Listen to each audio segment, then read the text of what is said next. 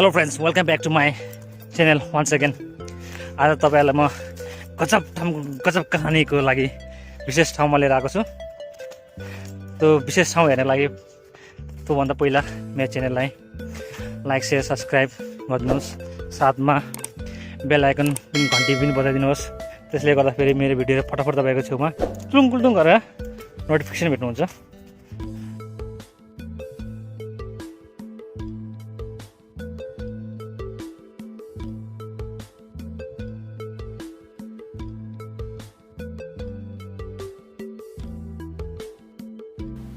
Finally विशेष ठाउँ डिजिरी waterfall आइपुगेको छु।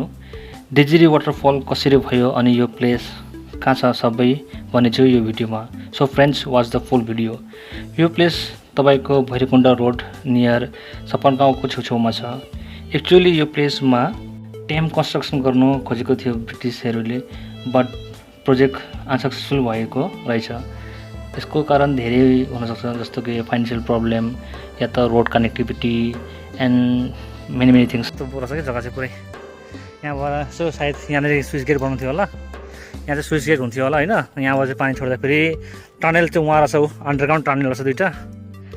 यस्तो खालको रहेछ जग्गा चाहिँ। यो जग्गा चाहिँ राम्रो छ नि, जग्गा चाहिँ बहुत राम्रो रहेछ कि।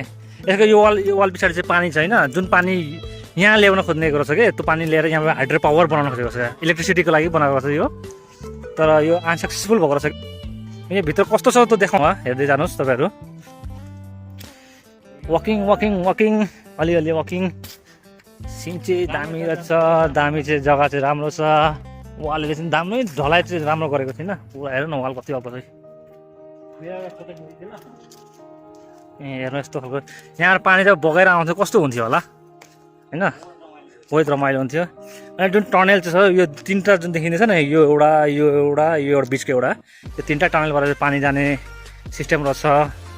तर यो प्रोजेक्ट अनसक्सेसफुल भएको रहेछ, त्यही भएर यस्तो रहेछ। यो चाहिँ जग्गा चाहिँ धेरै गजबको जग्गा छ। यहाँ हेर्नु ब्रिटिसको पालामा भए पनि रोडहरू चाहिँ दामी दिएको रहेछ क्या। सायद त्यो 12 mm को रोड छ होला हौ, 12-14 mm को रोड छ यहाँनिर।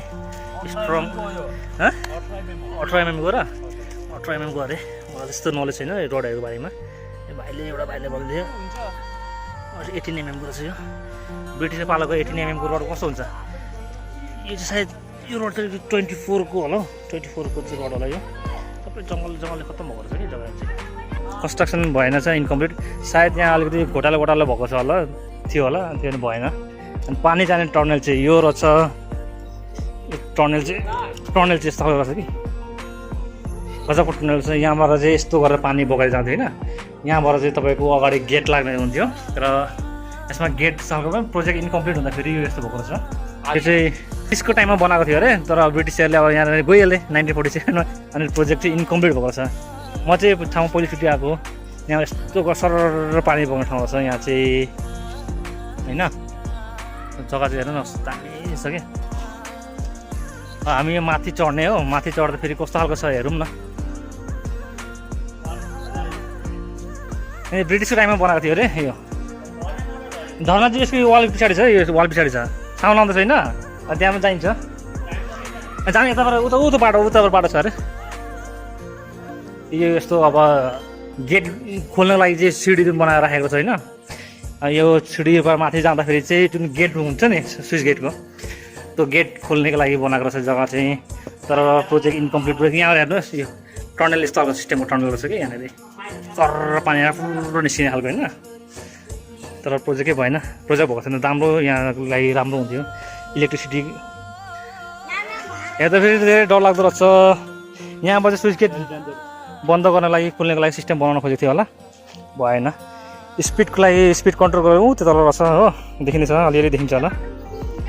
त्यसको लागि चाहिँ रहेछ। यसको पछाडि चाहिँ जुन पानी आवश्यक छ त्यही पानी यहाँ ल्याउन खोजेको रहेछ कि। यो प्रोजेक्ट भएको छैन यहाँ इलेक्ट्रिसिटी पाउनको लागि। यतातिर कस्तो रहेछ खै हेरौँ त। यो साइड त धेरै जङ्गलले छोपेको छ होला। यहाँ झरेर स्लोकै जाने रहेछ तलतिर, ब्रिटिस पालाको त।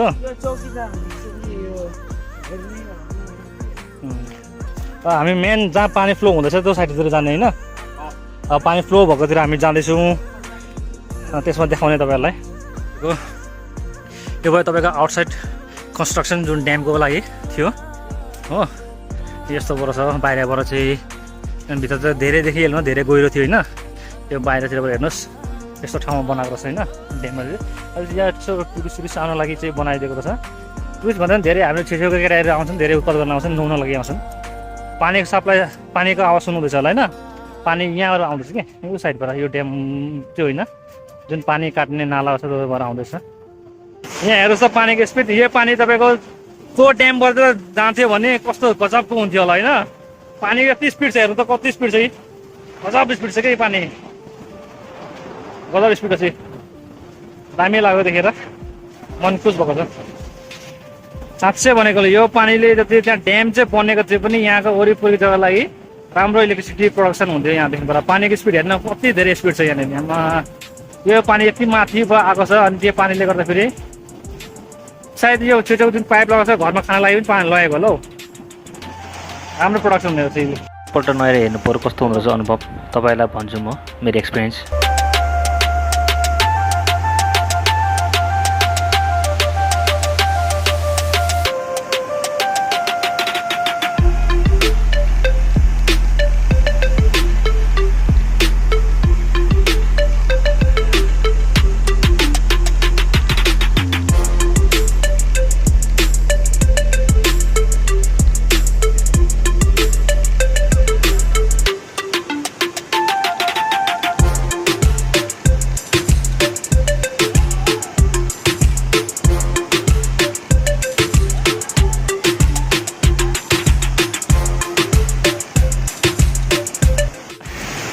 यो उसमा नुहाउन चाहिँ धेरै राम्रो होइन।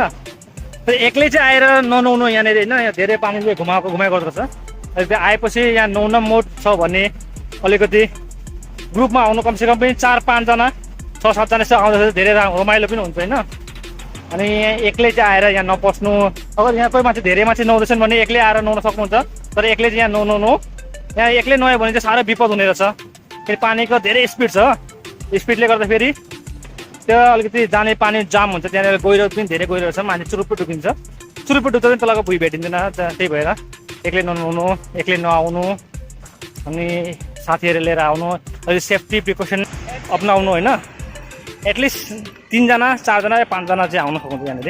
जग्गा धेरै राम्रो छ, पानी पनि चिसो छ। गर्मीमा आएर भक्कु नुहाउन चाहिँ हुँदो रहेछ क्या यहाँनिर। धन्यवाद।